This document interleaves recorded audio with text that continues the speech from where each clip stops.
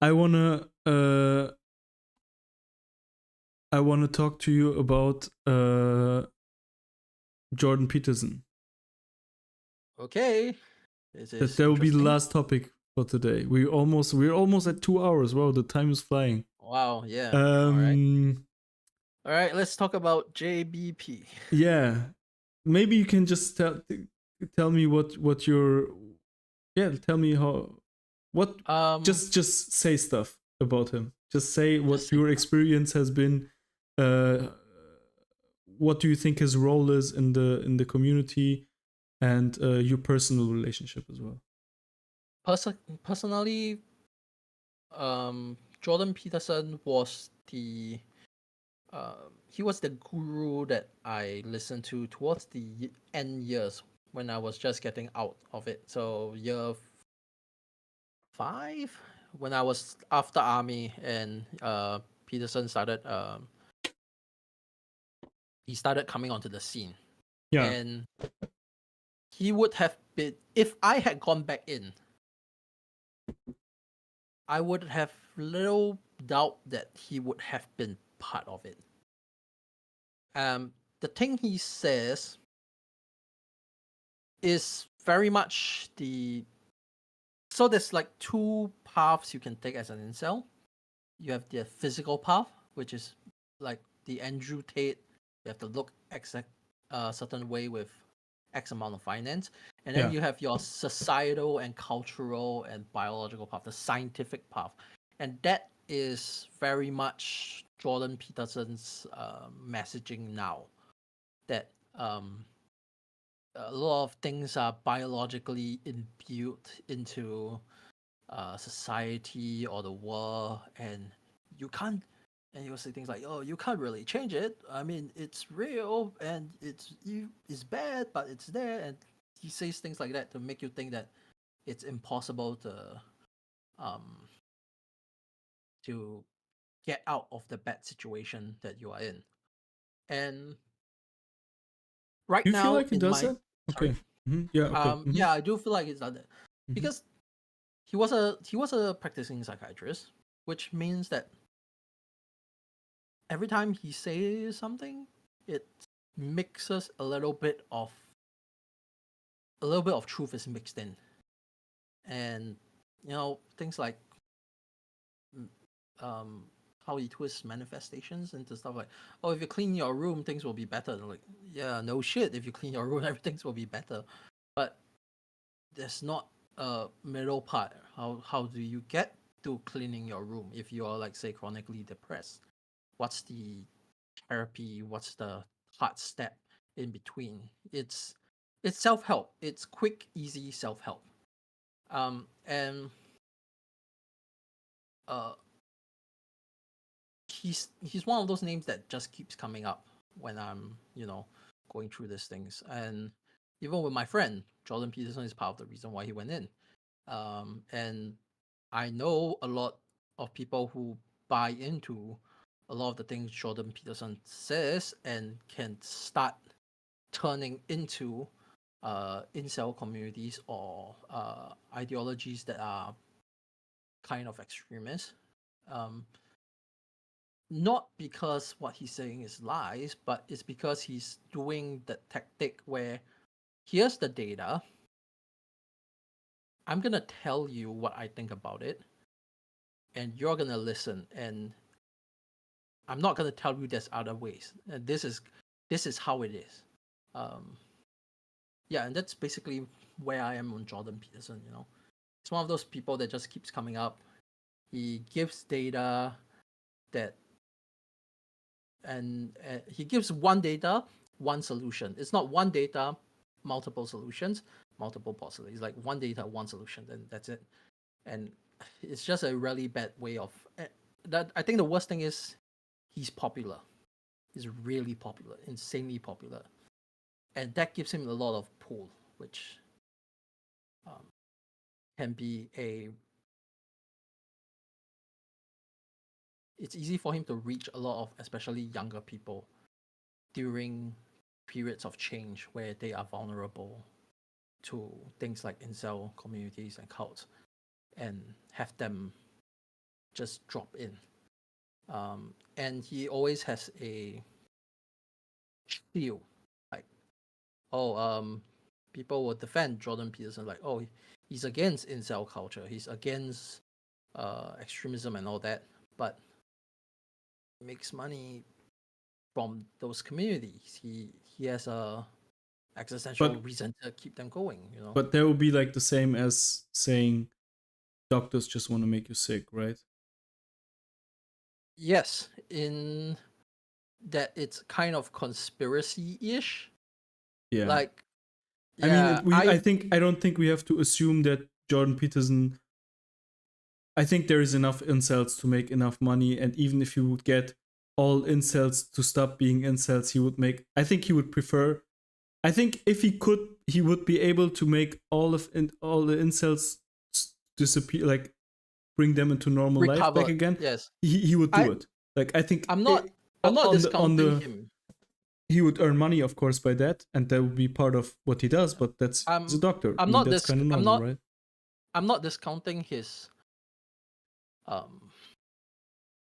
heart in the things of it. I'm not discounting whether or not he believes what he says, because I can't really tell. I'm not him. I'm not anyone near him. It's just I've seen the after effects of what he does. It's kind of like a truck that has crashed through a bunch of pedestrians. The driver didn't want to crash the truck. He thinks he's driving the truck normally, but pedestrians are still hit, you know. So you think? I mean, I think Peterson genuinely believes he's doing good, because I have watched quite a few interviews of his. Okay, he genuinely believes that he genuinely does believe that he does some good. I think he genuinely believes that he's doing good. Doing something good. Yeah, what he's doing is good. I agree. Yeah. Yeah, but the aftermath of it is, I think it's self-evident enough that there is a trail of people who goes directly from Peterson into cults like Incel, into extremist, alt-right extremist groups, into the manosphere. There is enough of a trail. I see it a little bit differently. I mean,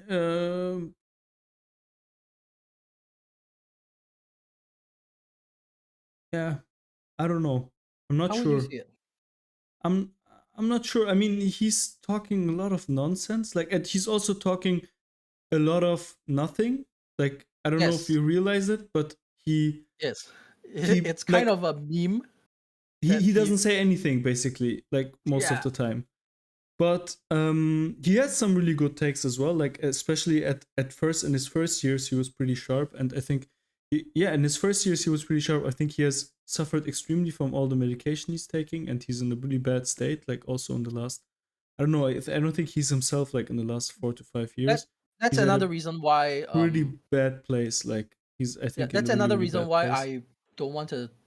I don't think I'll ever make a video specifically on Jordan Peterson, because I'm not very comfortable talking about someone who is in a bad place themselves. Yeah. I'm much more comfortable about talking about the people that have been harmed by whatever they've done. I mean, I think he got that way because I think the way I see it, he entered the space, right? He came in the picture, and basically at that point, literally no one was publicly talking about men's issues. Okay? And it was like so many people, it resonated with so many people, like even with people that were not even at such a bad place, where it was like, wow, it's kind of crazy and refreshing that somebody's like talking about issues of young men. And that's like a gap that he would basically fill. And I can't even imagine, like, at the time where Jordan Peterson came into existence, I was pretty anti him, like, especially because of his like cultural Marxist stance on like cultural Marxism and stuff, and I was really against what he was saying there. But even I was like, wow, there is like some, like there's some, but it's not because he was like brainwashing me or something. When I think about it today, I still think that it's correct. and now it has just become more mainstream what he said back then. Like It's now it's it's more, basically what we were talking about when we yeah, were saying that nobody was talking about it, and then when someone said, "Hey, there's a problem in the yeah, men's sphere," and yeah, then you're like, "No, there's not, nothing," and then you go and find someone who's talking about it, and they give yeah, you wrong information. That's basically what happened. Like there was a problem. There are problems with male centric circles and the male centered culture. yeah. Nobody wanted to talk about them. Especially also an Even the identity issues that were real. crisis. Yes, correct. Like Even the issues that were real, nobody wanted yeah, to talk about them. So exactly. when people like Jordan Peterson came out and started to talk about them, it filled a gap in the same way Incel would fill your gap after you had your vulnerability. That's that moment of vulnerability. He was right there and he gave information, but how he perceived or analyzed the information to convey it to you isn't always right. I would say that as the year went by, it got worse. Because at the start, he was just going, he was just speaking mostly statistics and data. And then once he started to try to analyze them, it started to break apart even more. Yeah. And also he got stuck in the role of talking about men's issues that no one is talking about. So when you get stuck in there, then you basically have to make new shit up on the go, right? So you can't just It, be like, okay, now everything's talked about, now I can just retire, you know? So he just has to continue. yeah, And it could be thing with the cultural change. Like as men's issue are slowly being talked about more, yeah. he needs to continue to be the guy that talks about the issues that are not talked Yeah, about. exactly. That's what I So mean. he Yeah. will, but it kind of creates a feedback loop because the issues that are being talked about will be the issues that visibly exist.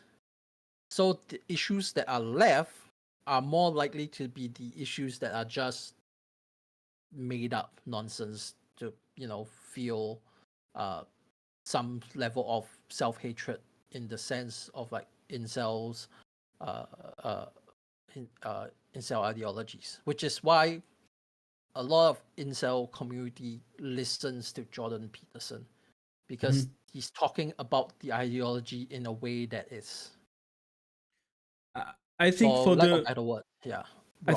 I think basically just in my opinion just really one thing he said is like the crucial thing that is like really directly correlated to incel culture, and it's this idea of culturally enforced monogamy. I don't know if you've heard. I think you've heard of Yes, it, right? Yeah.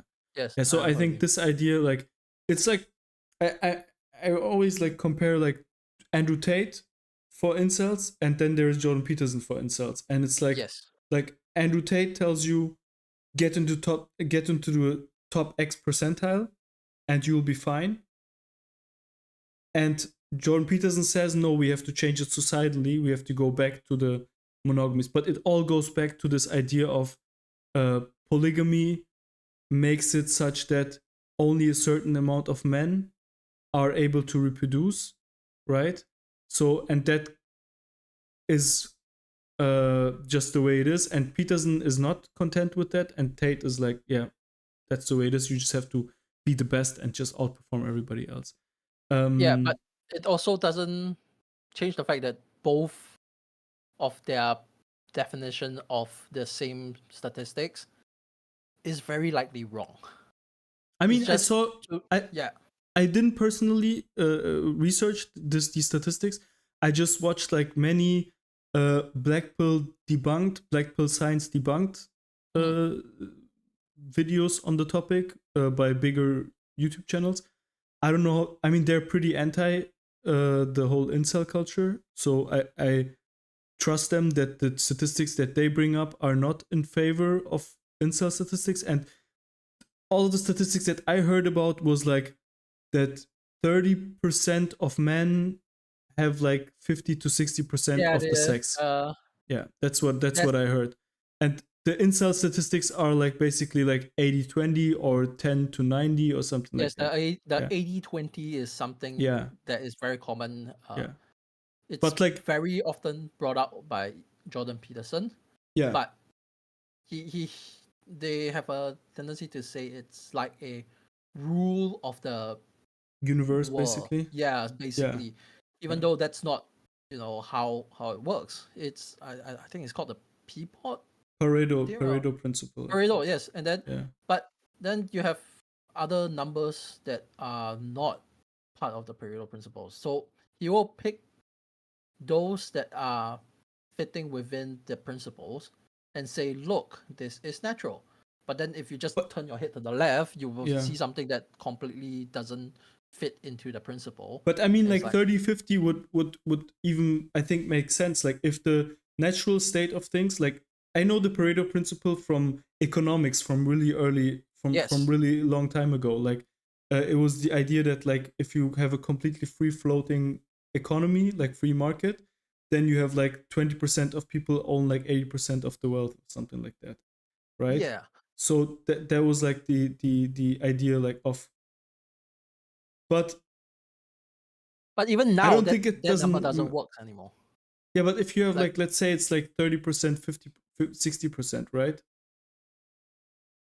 Let's say the number of the debunked that the debunked channels are like, Right. I trust them more, right? Okay. Like Right. if you ask me personally, I haven't done the research, but if I would have to do it, like I would probably, if I would have to choose which source to trust, I would probably trust Right. the debunked guys more. Okay, Yeah. let's go with that one then.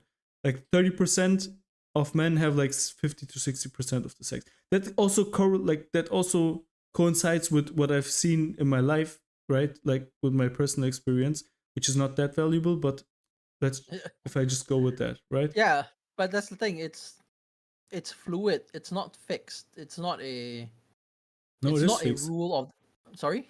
It's not a rule as in it cannot change.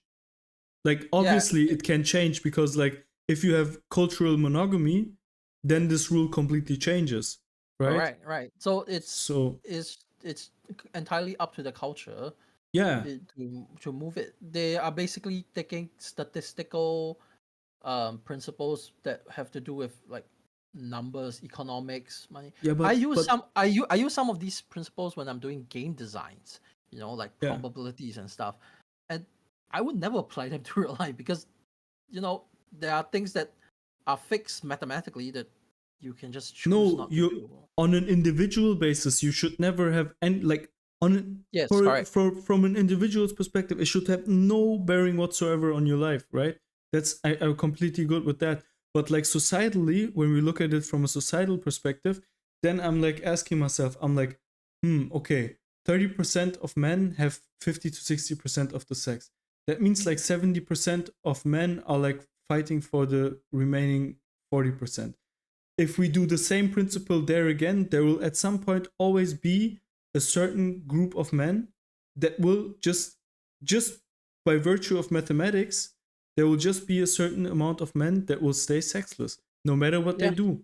No matter what they do, right? Yes. So and that changes completely not my judgment on an individual, but that makes me rethink what this means societally and what this means for example, for the pressure, how horrible then the pressure is that society puts on these men if it's inevitable that they're gonna exist and that, you know what I mean? That's why I asked you the question with the threshold. You're worried because like it would be good to statistics, it will definitely happen. Yeah, regardless it would be if good. It's like 10-90 or 50-50, Yeah, it will yeah, definitely happen. Yeah, and it would be good if we exercise pressure on men, societal pressure, if they can change something about that situation. But if them changing the situation just pushes somebody else out of the first 20 percentile or 30 percentile, there's always going to be someone who's alone then why are we exercising this pressure on everybody, right? I think again, I think it's a different issue. Like, oh, sorry, I think it's a different solution. Requires a different answer to a different problem. So, I'm sexless, and my issue is no longer like, will I ever have sex? It's just, am I going to be happy? You know, once if the culture can shift the requirement for self-fulfillment from a physical sexual relationship into something else, an emotional fulfillment, then that number doesn't really matter as much as well, because we might not be able to shift the statistics, math, that's just how it works, but we can change culture, we can change what we expect of people who are hard done by the pure scale of population. You know, we can change how we perceive people who are on the bottom rung, as you would put it. You know. Yes, just so we are clear about this, when you think about this top to bottom structure that is being laid out, that also includes access and social. Yeah, it's not a. It's not only the It's not an x-axis, individual. right? It's like a circle. No, no, You no, can no, no, no, no, no. Sorry. Wait. Yeah. What I mean is, like, it's the chance of somebody finding a mate, and that does not only include that person, but that, for example, I always give the same example. It's really easy. You have a really, really good looking, tall, good looking, earns good money guy, and he works as a software engineer and is basically working remotely from home, maybe, or in an office full of other dudes, you know. And then you have a average looking guy, average height, average salary, but he's a club promoter and he sees like 200 women every day, you know. So his chances are going to be way higher probably than of the Right. guy that is way so when you put all of these factors together, right? So, and then intelligence and charisma and like all of these things together,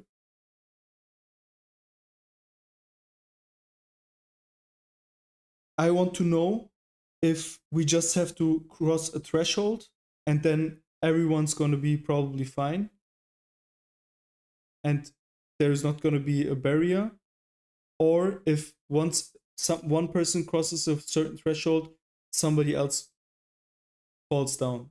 You know what I mean? That's what I want to Right. rationalize.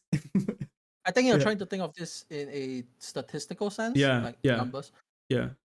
My position is that we cannot easily change numbers, statistics, population density, all these kind of things. Not something that we can particularly move a large needle on, but we can change that threshold.